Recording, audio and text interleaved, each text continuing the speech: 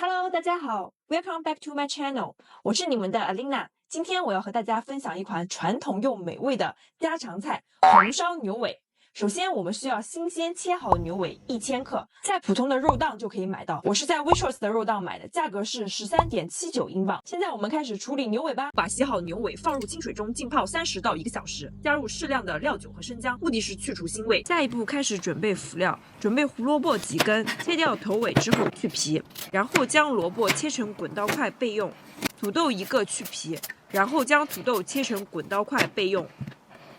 准备几颗泡发好的香菇，对半切开备用。准备生姜1小块，切成姜片备用。下一步开始准备香料，碗中放入八角3颗，加入6片香叶，加入花椒3克，加入适量的干辣椒，最后加入30克山楂干。下一步开始制作。首先，我们将处理好的牛尾冷水下锅，然后我们将锅中加入适量的料酒，没有料酒也可以用黄酒、白酒代替。等水烧开后，焯水5分钟。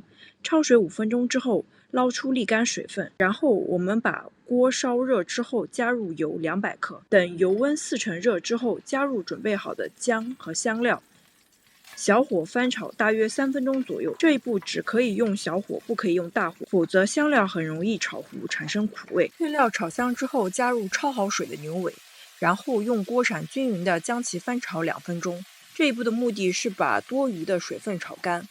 将牛尾肉收紧，中途的时候加入适量的老抽，转小火翻炒至上色。上好色之后加入生抽，再加入适量的黄酒。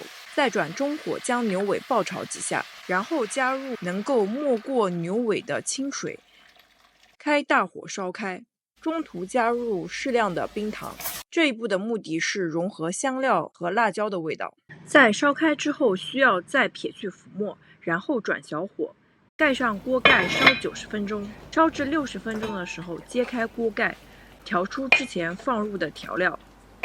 再加入切好的香菇、胡萝卜和土豆，再小火烧25分钟，烧至85分钟的时候开始调味。锅中加入食盐2勺，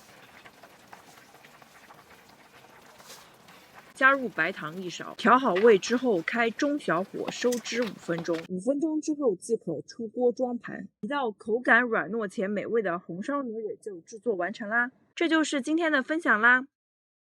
做这道菜可能需要一些耐心，但每一口都是值得的。如果你喜欢这道菜，别忘了点赞和订阅哦。